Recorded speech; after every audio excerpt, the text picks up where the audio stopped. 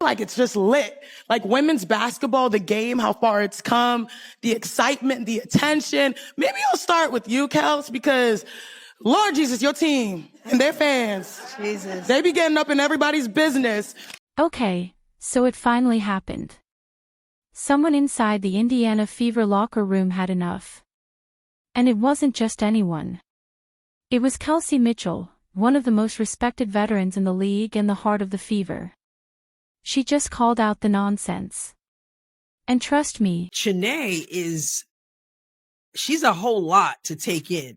I mean, a little bit goes a long way. She's just really loud and really kind of obnoxious for lack of a better word. And I don't mean obnoxious like just people who are obnoxious and they're just insulting people all over the place and that kind of thing.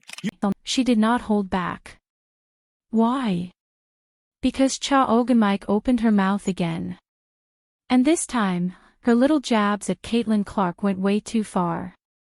You know the type, those sarcastic comments that seem like jokes on the surface, but are clearly meant to cut deep.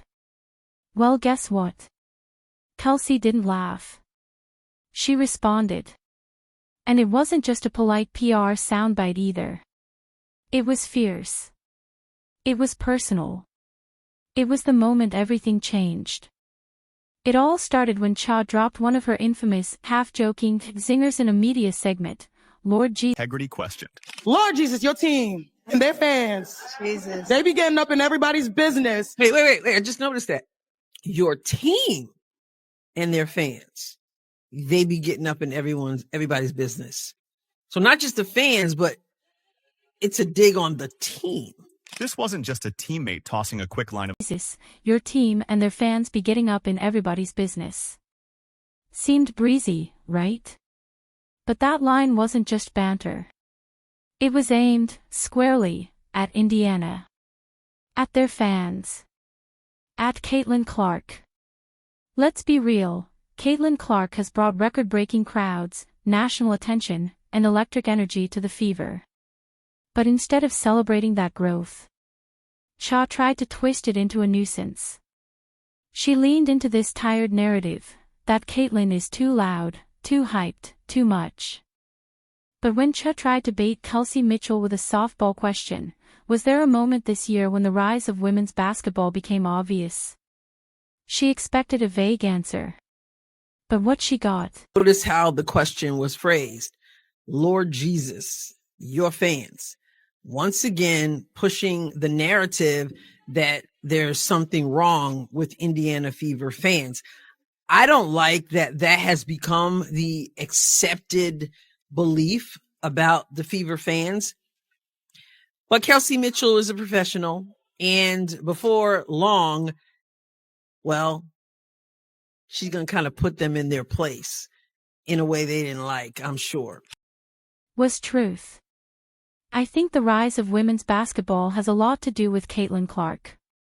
Boom, just like that, the studio went quiet. You could see it on Cha's face. That polished smile. It slipped.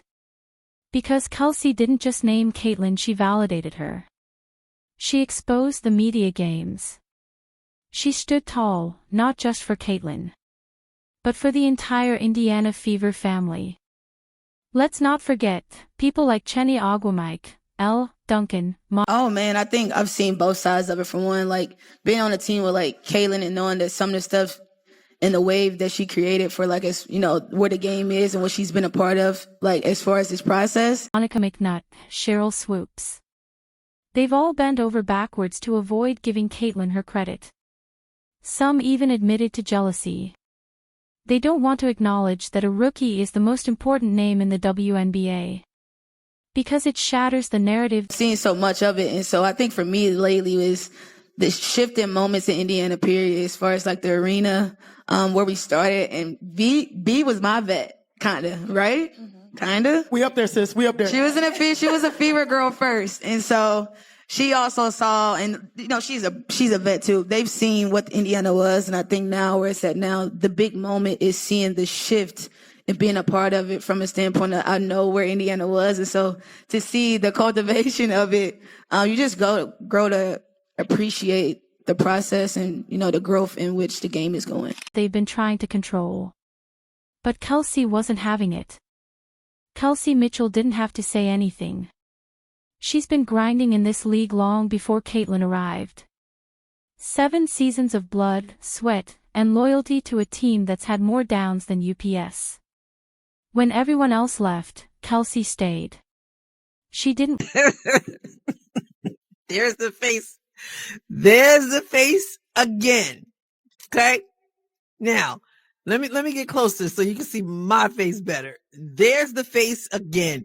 She's asking about the explosion of women's basketball, and Kelsey Mitchell doesn't waste any time to mention Caitlin Clark and what she has created. It's not what Janae wants to hear.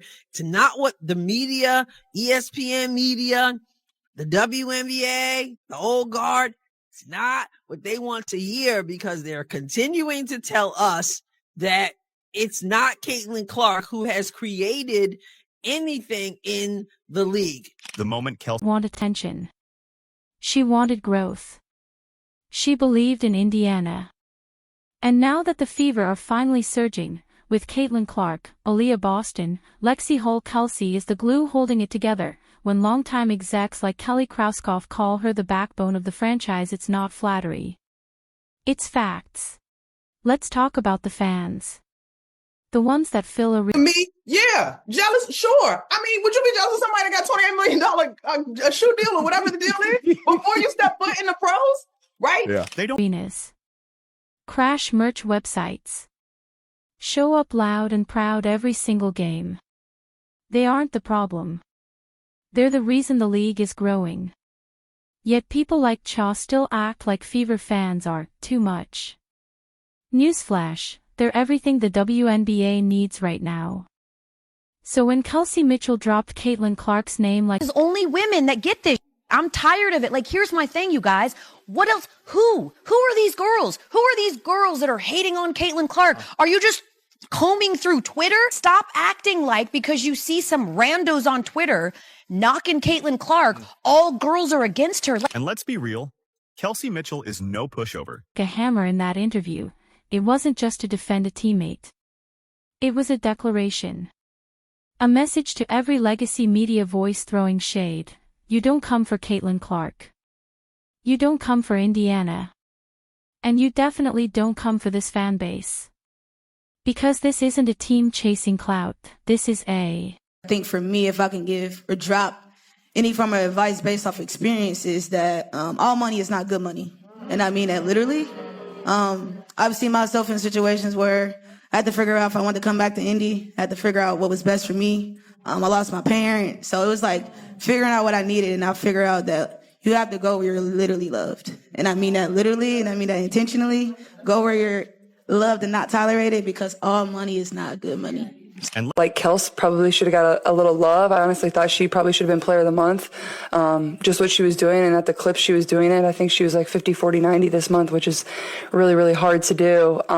So I feel very fortunate to play with her. And honestly, I'm not even trying to be corny. Like, I really think she deserved it. So I think sharing that with her, and I feel lucky to have, a kind of a backcourt mate that has been, through this for 7 years and has really helped me and kind of let me flourish. And I'm a Fever girl again. I'm a Fever girl. I'm excited. Kind of missed this court. I'm a Fever girl again. A lot of went into this decision based on what I needed for myself and for, obviously, for my family, my friends. And Indy is a second home, so I thought I'd give this thing a go. First of all, thanks for being here. Thanks for showing Kelsey how important she is. The Indiana Fever. I appreciate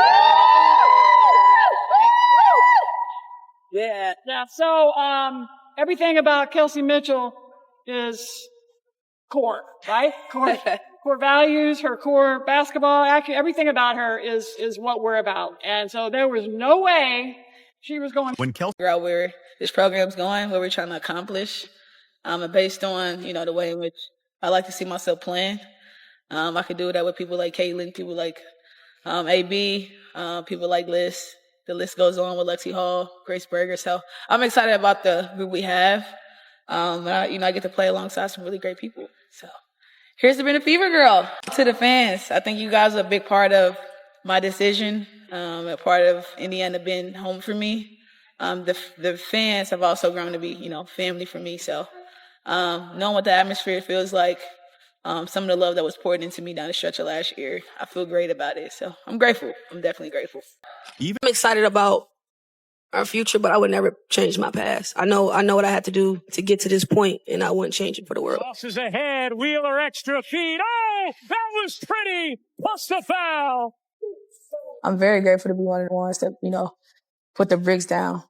Mitchell finished top 10 in the league in scoring in 2020, 2021, again in 2022, for a fourth straight time in 2023, and you guessed it, top 10 in scoring in the 2024 season too. Kelsey. And those big performances have become a staple of hers. Mitchell owns the top 3 highest scoring performances in Fever history. Mitchell ranks second all-time in franchise history in career points, field goals made, three-pointers made, and free throws. She's played in the 3rd most games in franchise history and is 4th all-time in career assists. Janae asked about the explosion. Somehow she didn't expect Kelsey to acknowledge the CC effect, the Caitlin Clark effect, especially after she started off by trying to be disrespectful, by being disrespectful to the Fever team and the fans. But Kelsey Mitchell kept it real, and I could sense that it was awkward. It was an awkward moment for her, because it was sort of like, Caitlin, like what? This is so interesting to me because this is a great time, a great opportunity for the WNBA. But you get people like Shanae who continues to say we, even though she does not play in the WNBA. But she is a representation of the media, how the media are, and how the media don't want to acknowledge what the Indiana Fever fans bring to this league. When Indiana Fever fans go to games, buy merch, and don't really appreciate people like Chinea Agumake who make comments as if something's wrong with the team and something's wrong with the fans. Hopefully at some point the media and the WNBA will get it together and understand that they better embrace exactly what Kelsey Mitchell just said. I find it funny. Kelsey Mitchell made it clear. This isn't about clicks, headlines, or hot takes. Family, building a future. So to everyone out there still clinging to the old narratives, wake up. The Indiana Fever are rising. Caitlin Clark is thriving. And Kelsey Mitchell? She's leading a movement. If you're riding with Caitlin and Kelsey, comment Caitlin and Kelsey down below. Don't forget to like, subscribe, and turn on notifications so you never miss a moment of this journey. Click the video on screen now, and we'll see you in the next one.